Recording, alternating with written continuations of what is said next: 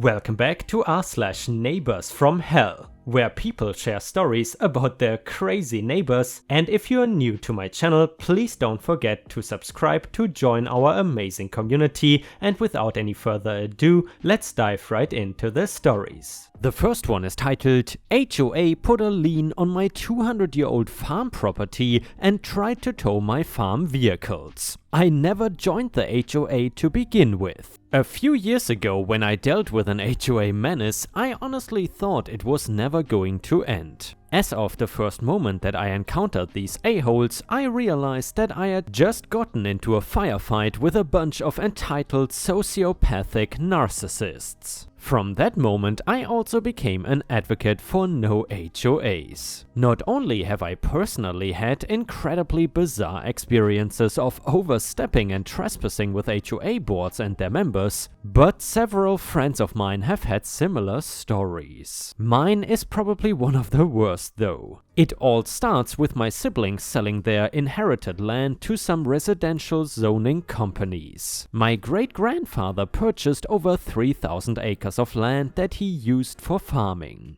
He passed down the land and home to my grandfather, who then passed it down to my dad and then to us. My brother and sister were not interested in using it for agriculture, but I wanted to keep the family business going. My brother and sister inherited 1,000 acres each and sold their shares to the same company. I kept mine and also purchased 1,100 acres of land that was adjacent to ours. As soon as the companies started building homes and they became inhabited by people, an HOA was then established and recognized by the county. I had heard stories from friends about their HOAs and the hassle that they caused them, so I was not buying into that system. I received some unstamped letters in the mail one day, and this was my first indication that I was going to deal with a whole lot of illegal petty BS. Anyway, I digress. It was essentially a contract and some garbage welcoming me into an HOA. And by the way, Ripe Stars, that is definitely the sort of welcome that you don't want to get in the mail. Anyway, again, I did not sign up for the HOA. I was an established home and property far before they were built. As far as I am concerned, they can go pound sand. Anyway, I disregarded the first letter but sent it an emailed copy to my brother for his own entertainment. He is an attorney that lives across the country from me. He also confirmed that it was illegal on a federal level for them to put mail in my mailbox.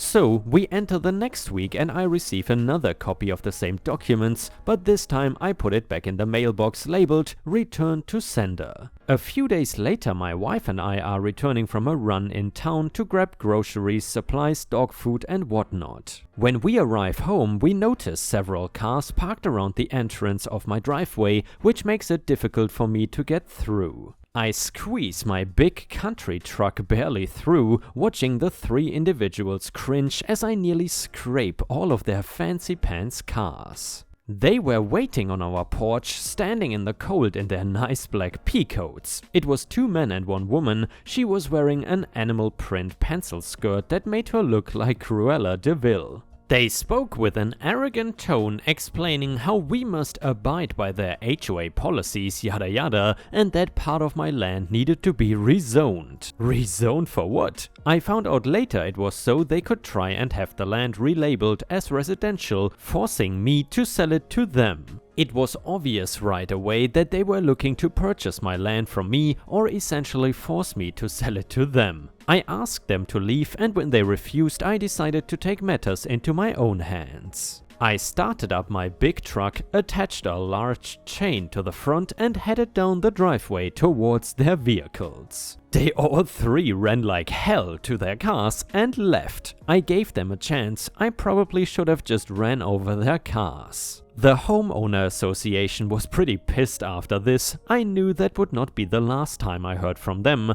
but I was pissed too. So I started setting up cameras and started building a property fence around my home and considered even putting up a gate. I did not trust these people already. They continued to put letters in the mail without going through USPS, so I ended up alerting the postmaster. The HOA received a pretty hefty fine, which they got even more pissed about. Their stupid letters were always telling me things about my driveway not being kept up right, my mailbox being the wrong style, my house having the right curb appeal, etc. Oh, and they hated the barns. My wife started digging into some legal information on what the HOA can and cannot do, and even contacted the county. We both had a feeling that they were up to something because they had been too quiet for a few days. It turns out we were right, and they had just put a lien on our house with some documents I had never seen before. At this point, I needed to reach out to my brother, who does not practice law in my state but knows people in the business, and got me into contact with a super awesome attorney named Jennifer. She was quick to set the ball rolling and stopping the lien on the house. It took a few weeks, but she got the job done faster than most could have. It helps that they never showed up to any hearings. Not even a week later, my wife and I had to travel out of town for a funeral. When we came back, my farm truck, 2 pieces of equipment, and my Jeep that I had left because we just took my wife's car. I was beyond crappy about this. I went on my cameras and confirmed what I had suspected, which was somebody came onto my property and towed my vehicles and equipment without permission. I could not make out any of the companies named on the tow trucks though. I called around to all the towing places in town, and everyone denied having anything to do with it. Turns out it is because one of the guys that is on the board owns the tow truck company, along with several other businesses that have popped up in the last year or two. I started gathering my evidence, camera footage, letters, the postmaster verifying their illegal use of the USPS system. I was going to do something about these people at some point, even if I knew that it would take months. Perhaps even years. God, I'd hoped not. I managed to recover my vehicles and equipment for quite a bit of money. It cost me almost $5,000 just to get my larger backhoe hauled home, since you cannot use a commercial tow truck for it. They really went out of their way to take that piece of equipment off my farm. Another week later, I found some of my property fence had been destroyed. This was one of the more recent complaints they had in their letters. They finally started sending legally, by the way. I caught them on camera that night as well, just before they took down and destroyed over half a dozen of my security cameras from around my property. That same night, they actually left open one of my gates, which let loose 7 horses. Thankfully, they were all recovered, but I would have been crazy pissed if one of the horses were hurt or lost. I contacted my attorney, and she finally managed to put together a restraining order through the courts with all of the other evidence we had. These people were dense in the head, not seeing that they had no leg to stand on. The woman on the board must have been the driving force behind the crazy persistent harassment, as she continued to try and destroy my property. She had someone, they were wearing all black, come and slash all of my family's tires and leave the gate open again. Thankfully, I had all the horses put up because it was night, of course. I called the cops this time and filed a report. My attorney, of course, took this to court. A hearing was demanded where all of the board members and any affiliated companies were required to show up to court. It did not take long for the judge to make a ruling, considering there was a restraining order in place and all of the obvious harassment. The companies and the HOA were required to leave me and my property alone for that day forward, plus they were to pay me for all of the money I was forced to spend getting my equipment and vehicles out of impound, along with more for compensation. It was a wonderful day. The HOA has thankfully continued to leave us alone, and I'm not afraid to say that saying "screw you" in court was well worth the time, money and effort I spent dealing with them. And ripe stars, if you have watched until here and still enjoy the stories about crazy HOAs, then I would really appreciate it if you could also post some star emojis in the comments if you want to support my channel. Thank you so much in advance. The next one is titled "Bullies Never Grow Up." Okay, so I am a bouncer. Proof username, so I work at this fairly popular bar in a college town. It's a good gig and I get paid enough to live and have a good time. The first few months I worked there were awesome. Getting paid to be big on slow nights, talking to girls all night, and after the bar closes we get to go behind the bar and take shots for free for as long as it takes the manager to count all the tips. It was awesome. So after a few months of working there, my grades start to slip and I tell my manager that I want to take a month off to focus on my grades. My manager is a cool dude and he says that is fine, come back when you are ready. So I get my grades up and come back a month later ready to work. A new bouncer has been hired who used to work there a few years ago. He is big and dumb, so we will call him Lump. So Lump thinks he is hot crap coming back to his old stomping grounds. He even goes as far as to tell all the other bouncers that our manager made him the head of security. He wasn't. I'm a pretty laid-back guy, so I did not care who was head of security as long as I'm getting paid. Well, Lump is a huge alcoholic. He would come to work at 10, drunk as hell, and try to order all the other bouncers around. Lump was a better bouncer than me simply because he was a huge a-hole to everyone, so I did not give a damn what he asked me to do as long as it was not too strenuous and I was not the only one doing it. Sometimes he was a cool guy and well, other times he would come in to work drunker than a one-eyed catfish swimming backwards in a bird bath. And then also order the other bouncers around while he sat on his fat ass and drank beer that he stole. We were not supposed to drink while on duty, by the way. I usually did not say anything because I did not care to have a hostile work environment, but well, one day he went too far. It was closing time and I went back behind the bar and me and my buddy, he can be L, did something like 15 shots in 20 minutes. We were feeling good. There is usually an after party at one of my coworkers' houses where we get slaughtered. Lump was trying to go to this party and nobody was sure whose house it was. So it's me, Al and Lump sitting outside of the bar drinking. Lump tells us to get in his truck and let's go to the party. Me and Al don't want to ride with Lump because he is really drunk and it is raining really hard. Well, this upsets Lump and him and Al get into a big argument. Out of nowhere, Lump uppercuts Al to the ground and yells, "F you!" gets in his truck and swerves off. I felt really weak because I was so drunk that I did not even know Al got hit until after Lump drove away. So me and Al sat outside drinking and determining what we would do about Lump. Remember how I said Lump used to work at the bar and then came back? Yeah, it was because he had gotten fired from his last 2 jobs for being so drunk all the time, so he came to a place where he could get drunk and get paid. Lump also drove home drunk every night. So one night after the bar was closed, me and Al were sitting outside waiting for Lump to leave. He stumbles out of the front door, gets in his truck and swerves away. I quickly pull out my phone and dial 911. I tell them that I believe there is a drunk driver on the road. He is leaving, name of bar, and heading towards where he lives in a red Dodge pickup. They said thank you for the information, so me and Al catch a ride with one of our sober friends and lo and behold, what do we see? Lump's truck on the side of the road and Lump in the back of a cop car. There were 2 cops on the route that Lump was taking. Me and Al took appropriate shots at after party to celebrate. Aftermath, Lump did not come into work the next night or all that week. My boss was informed by one of the local cops that patrols the bar that Lump assaulted one of the policemen in a rage and that he was in jail awaiting trial for both that and DUI. It does not pay to be a bully, Lump. And yeah, Ripe Stars, if you have ever gotten revenge on a bully, then please let us know either in the comments or on r/ripestories on Reddit, where you can share your own stories and there is a good chance that I might read them in a video.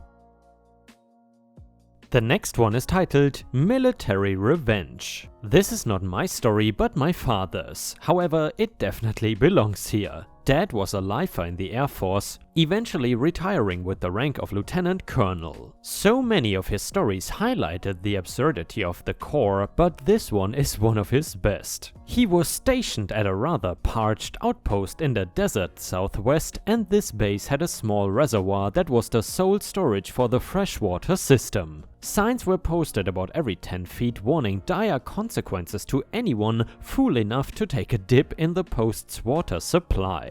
The base was small with limited entertainment for the airmen, so passes to travel into town were a hot commodity and were used by the brass as a tool to reward a crew's performance. My dad's flight crew were gifted with a badge of the coveted 3-day passes, a long weekend. Oh, and the trouble they could get in. It was going to be glorious. So 5 of them piled into a jeep and headed for the front gate. Now this was July in the desert, it was probably 115 Fahrenheit out on the flight line and the jeep had a lot going for it, but AC was not one of those things. The road to the front gate curved past the reservoir and the 5 of them could not resist. They pulled up to the edge of the lake and ran full tilt into the water. Ah, it felt so good. Until they started back to the jeep, and then found standing there 2 MPs slowly shaking their heads back and forth. Oh, this was not good. So off to the wing commander's office they go. Damn, so the quintet are silently standing at attention, water dripping onto the floor. The WC looks at each of them and says, "I know why you did it, and I'm not even particularly mad, but you know that I cannot have base personnel swimming in our drinking water. So here is what I'm going to do. Leave is cancelled for now, return to your barracks. I'm going to take these passes, but you'll be getting them back after they've dried out. Okay with you?" All the men agreed that the wing commander was a wise and gentle soul, and they all promised that this would never ever happen again. So off to the barracks they went. Days went by, no passes. Weeks went by, no passes. Now it was months. Had the WC forgotten about the men? So the crew drew straws. My dad got the short one. Off to the commander's office he went. It was lunchtime and no one was in the outer office. He walked quietly up to the WC's door and knocked gently. Nobody answered, but the unlocked door swung open to reveal all their passes sitting on his desk, floating in a glass of water. Pro-revenge, USAF style. The next one is titled Co-worker Revenge. A co-worker that has consistently been lazy and tries to sabotage my workstation while the manager is working to show that someone is worse at their job than her, is routinely bringing in her dirty dishes for us to wash, thinking we would not care or notice. She got in trouble for leaving half-filled mugs of coffee in the storeroom until they had curdled, so now she is dumping them for us to wash. I am not paid to do her dishes, so I have taken to the habit of, if I see them, I bin them. Surprisingly, she is not bringing in her dirty dishes anymore. I did not think this would blow up the way it did, hence I spent so little time explaining it. Bin means trash can, and I am Australian.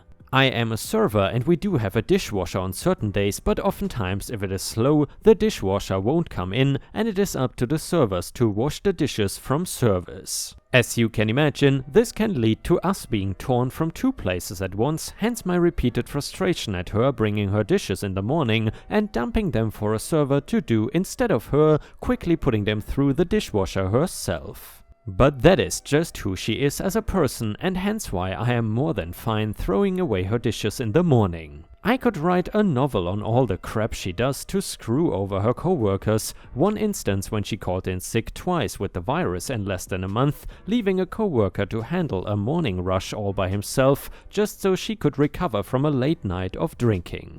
We knew she had been drinking on both occasions, since she also likes to use our commercial bin for her rubbish, and found that morning she had dumped 20 bottles of beer, 3 wine bottles, all in a delivery box with her name on it. Plus, she was actively walking down the street in front of the restaurant where we could see her. Thanks again for being petty with me. It is good to have a few more ideas of what to do with stray dishes that pop up. And ripe stars, with this we have reached the end of the video. However, if you still cannot get enough of my content, then I would highly suggest to check out my endless binge watch playlist, which will soon show up in the left corner of the screen. In addition, I would really appreciate it if you could not only subscribe to the channel, but also turn on the bell notifications, which you can do by clicking on the little bell icon right next to the subscribe button. This will help my channel tremendously, and this will make sure that you don't miss any of my videos. Furthermore, if you want to see additional ripe content that I don't post on YouTube, then I would suggest to head on over to patreon.com/ripeyoutube for more than 50 50 exclusive videos that you will not see anywhere else. Thank you so much for your amazing daily support, and I hope to see you again tomorrow.